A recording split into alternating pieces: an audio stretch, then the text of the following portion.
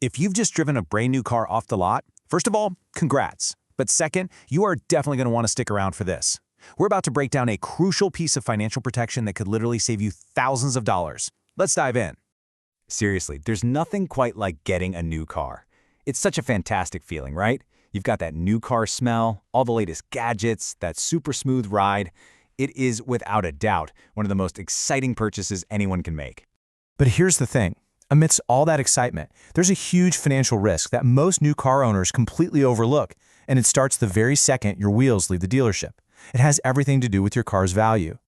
Yeah, that risk is all about how your car's value works. And honestly, from the moment you buy it, you should just picture a giant ticking clock. And it all comes down to one word you've probably heard before: depreciation. It's really simple. It's just the difference between the price you paid for your car and what it's actually worth as time goes on. The problem is, with new cars, it happens incredibly fast. And when I say fast, I mean it. Check this out. A brand new car can lose up to 35% of its entire value within the first year alone. By the end of year 3, that number can jump to a staggering 70%. That is a massive chunk of your investment just gone in a really short amount of time. Okay, so this crazy fast drop in value creates a really big potential problem, a financial shortfall that we call the gap. So let's break down what that actually means and, more importantly, why your standard car insurance won't help you with it. So let's imagine the worst happens. You get into a bad accident, or maybe your car gets stolen and your insurance company declares it a total loss, or what they call written off. Now, you'd think your comprehensive insurance has you totally covered, right? Well, not exactly. And this is the most crucial part to understand. Your insurer is going to pay you what the car is worth at the time of the incident, its current depreciated market value. They do not pay you back what you originally shelled out for it or what you might still owe on your car loan. This chart right here shows the problem perfectly. That first bar is what you paid, or what you still owe. The second bar, the smaller one, that's what your insurance company pays you. And that third bar, that difference, that is the gap. It's money you could be on the hook for, even though you don't even have the car anymore. Now you might be thinking, okay, but what are the odds of that actually happening to me? Well, it's way more common than you'd think. Here in the UK, 34% of drivers, that's over a third of people on the road, have had a vehicle written off. And here's where that financial gap really starts to hurt. A shocking 65% of people say that they wouldn't be able to afford a replacement car with just their insurance payout. Think about that. That's the majority of drivers left stranded without a vehicle. And the ripple effects can be pretty serious.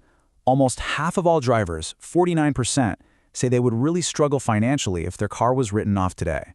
It's a situation that could put a massive strain on your finances when you absolutely need it the least. Okay, I know that all sounds a little worrying, right? But here's the good news. There is a solution that was designed for this exact problem, specifically to bridge that financial gap. It's called gap insurance, which stands for Guaranteed Asset Protection. And its job is actually beautifully simple. It's a totally separate policy designed to cover that financial shortfall, that gap between what your main insurer pays out and what you originally paid for the car or what you still owe on it. So how does it work in the real world? It's a super simple 3-step process. First, your car is declared a total loss. Then your main insurance pays out its current market value. And finally, your gap policy kicks in and pays the rest, protecting you from taking that huge financial hit. Now, of course, just like cars, everyone's financial situation is a little different, so it's not a one-size-fits-all thing. Let's take a quick look at the different types of cover so you can see how they fit different needs. So, you've got a few main types to know about.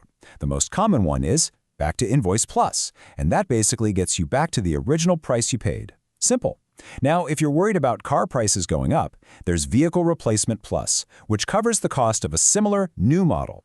And if you're leasing your car, Contract Hire Gap is designed just for you. It covers your remaining lease payments. So who should really be thinking about this? Well, it's most valuable if you've bought a brand new car, since that's where the fastest appreciation happens. It's also pretty crucial for anyone with a long-term car loan or if you made a small down payment. And of course, if you own a car model that's known to lose its value quickly. If any of those sound like you, you've probably got a significant gap to protect. When you bring all of this together, the entire conversation really just boils down to one simple question. What are you actually protecting? If there is one single thing to remember from all of this, let it be this. Comprehensive insurance pays your car's current market value, not what you paid for it. That one fact is the entire reason this financial gap even exists. So as you're out there enjoying your awesome new car, it really leaves one final crucial question to think about. Your comprehensive policy is there to protect the car itself, no question. But is your financial investment in that car just as well protected?